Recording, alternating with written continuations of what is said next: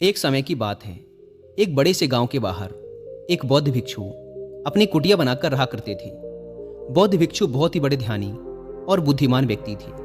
हर रोज जब वो उस गांव में भिक्षा मांगने जाते तो अक्सर कोई न कोई उनसे अपनी समस्या का समाधान पूछता और बौद्ध भिक्षु भी बहुत ही आसानी और बुद्धिमानी के साथ लोगों को उनकी समस्या का समाधान सुझा देते। ऐसे ही एक दिन भिक्षा मांगते हुए वो उस गांव के सबसे अमीर व्यक्ति के घर पहुंच गए। उस अमीर व्यक्ति के घर में एक बहुत बड़ी समस्या थी और वह समस्या यह थी कि अक्सर उसके घर के लोग आपस में झगड़ते रहते थे।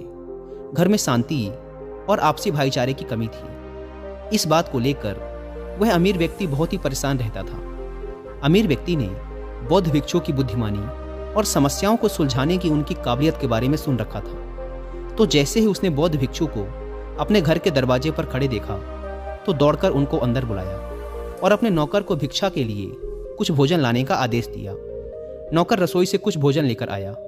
उस अमीर आदमी ने वो भोजन भिक्षु के भिक्षा पात्र में डाल दिया। बौद्ध भिक्षु उस अमीर आदमी का धन्यवाद कर वहां से जाने लगे तो उस अमीर आदमी ने उन्हें रोकते हुए कहा, महात्मन, मैं आपसे एक प्रश्न पूछना चाहता हूँ। बौद्ध भिक्षु ने मुस्कुराते हुए कहा, पूछो, क्या प्रश्न है तुम्हारा? अमीर आदमी ने कहा, मैं जानना चाहता हूँ कि लोग आपस में झगड़ा क्यों करते हैं। यह सुन बौद्ध भिक्षु थोड़ी देर तक मौन रहे, फिर ऊंची आवाज में चिल्लाते हुए बोले, मैं तुम्हारे यहाँ भिक्षा लेने आया था, ना कि तुम्हारे फालतू प्रश्नों का उत्तर देने। भिक्षु के मुंह से ऐसी बातें सुनते ही उस अमीर आदमी के क्रोध का ठिकाना ना रहा। उसने खुद पर नियंत्रण खो दिया और भिक्षु पर जोर जोर से चिल्लाकर उन्हें भला बुरा कहने लगा। उसने कहा, कैसे स्वार्थी व्यक्ति हो, मैंने तुम्हें खाने के लिए भोजन दिया और तुम मुझसे इस तरह की बात कर रहे हो।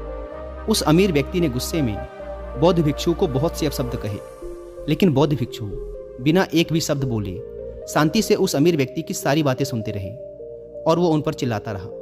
लेकिन थोड़ी देर बाद जब वह व्यक्ति शांत हुआ तो बौद्ध भिक्षु ने मुस्कुराते हुए कहा, मेरे दोस्त, जैसे ही मैंने तुम्हारे साथ बुरा बर्ताव किया तुम्हें क्रोध आ गया और क्रोध में तुमने मुझ पर चिल्लाना शुरू कर दिया। और अगर उसी समय मैं भी तुम पर क्रोधित होकर चिल्लाना शुरू कर देता तो हमारे बीच बहुत भयंकर लड़ाई हो सकती थी। असल में क्रोध करना ही सभी लड़ाइयों की जड़ है।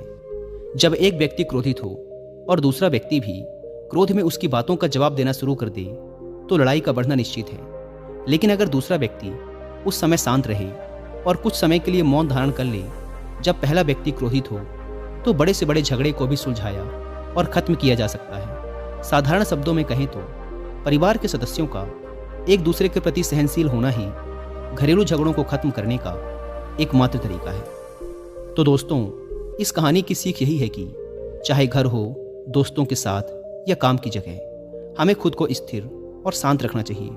और अगर कोई हम पर गुस्सा भी होता है तो जहाँ तक संभव हो सके हमें शांति से ही उसका उत्तर देना चाहिए, क्योंकि जैसे ही हम अपनी शांति खोते हैं और सामने वाले पर क्रोधित होते हैं तो छोटी से छोटी बात भी बड़ी बन सकती है और हमारा बड़ा नुकसान कर सकती है।